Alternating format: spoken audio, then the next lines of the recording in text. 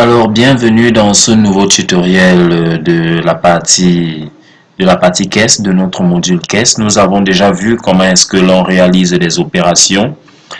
Ce que nous allons voir maintenant concerne les autres modules. Vous savez qu'il y a d'autres modules dans lesquels vous faites des opérations financières. Eh bien, ces opérations financières doivent se traduire dans le module caisse par des entrées et des sorties. Prenons par exemple le module scolarité. Nous avons vu dans un tutoriel précédent comment est-ce que nous pouvions dire que un autre module va être lié au module caisse. Donc, les modules qui sont liés au module caisse ont leur propre caisse, si l'on peut dire comme ça, parce qu'on a vu comment l'on pouvait créer plusieurs caisses différentes dans notre module. Et parmi les caisses que l'on crée, il y a des caisses qui sont associées à d'autres modules. Ça veut dire qu'il y a une caisse qui peut être associée au module scolarité. Bien. Donc, vous voyez par exemple là, sur notre droite, la caisse nommée caisse scolarité et pour laquelle nous avons un montant actuel. Lorsque l'économe dans son module scolarité va faire des paiements pour des élèves, va faire des annulations de reçus, il faudrait que tout cela soit traduit par des entrées ou alors des sorties au niveau du module caisse. Donc, pour ce faire, nous allons simplement, la personne qui travaille sur le module caisse va simplement faire ce que l'on appelle ici une importation d'opérations.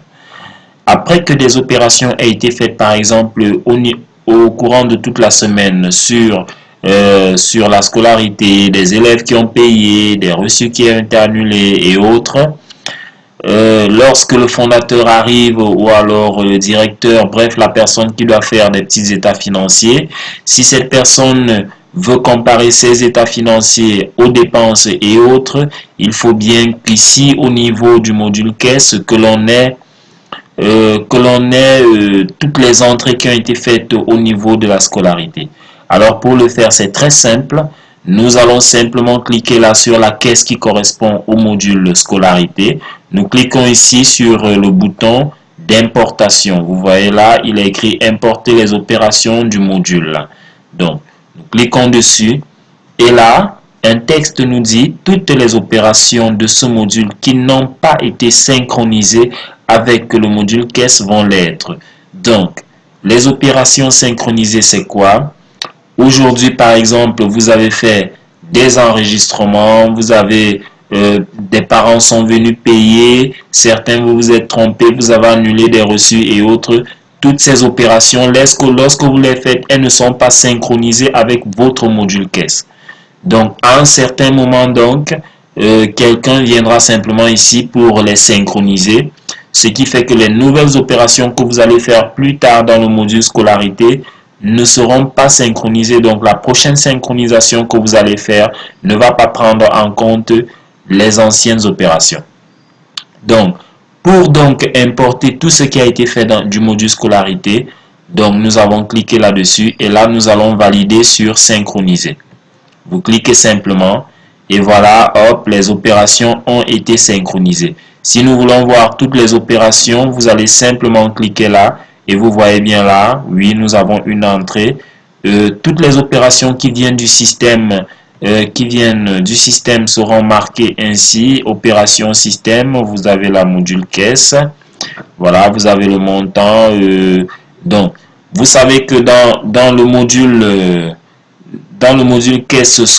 module caisse, pardon, plutôt dans le module scolarité, si vous êtes en train de gérer le module scolarité, vous savez par exemple que dans ce module, il y a le paiement des frais de scolarité, il y a le paiement des services.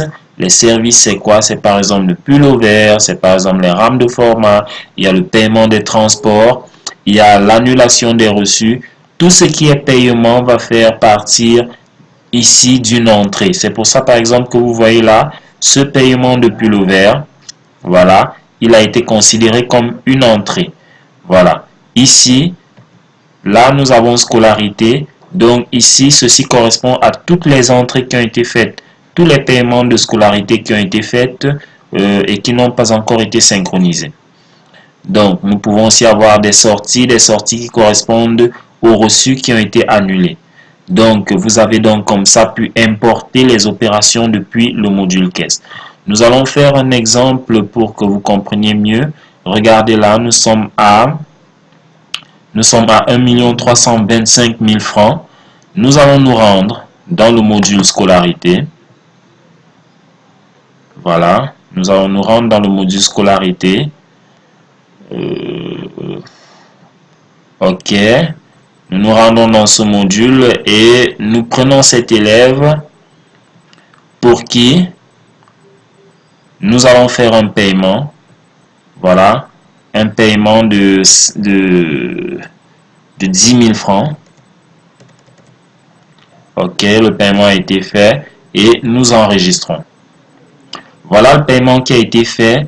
Et puisque nous venons de faire une synchronisation ici, cela veut dire que ce nouveau paiement ne fait pas partir de notre synchronisation. Donc, imaginons donc que la fin de la semaine est arrivée ou bien la fin de la journée. Nous venons simplement cliquer là pour importer les opérations qui ont été faites dans le module scolarité. Nous allons simplement cliquer dessus. Voilà. Et nous importons. Voilà, l'importation a été faite et si nous rangeons bien, vous voyez ici qu'une opération dans la scolarité a été importée, une opération qui a coûté 10 000 francs. Et si vous voyez bien là, le montant a changé, le montant du module caisse scolarité a bien changé et a été augmenté de 10 000 francs. Voilà donc comment vous pouvez importer tout ce qui a été fait dans un module. Au niveau du module caisse pour pouvoir, n'est-ce pas, avoir une comparaison entre les entrées et les sorties que vous faites. Nous vous remercions d'avoir suivi ce tutoriel et nous vous donnons rendez-vous au prochain. Merci.